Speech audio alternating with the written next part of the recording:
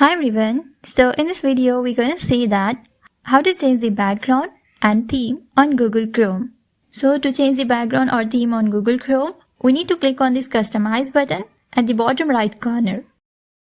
So from here you can select any background that you would like to apply to Google Chrome. So here when we click on an image, it will show more images related to that background. So from here select any image that you would like to apply and then click on done. So here I am selecting this image and right now I am not clicking on done because here I would like to change the theme also. So you may see here color and theme. Click on this. So from here you can choose any theme that you would like to apply. So here I am choosing dark blue. Now I click on done.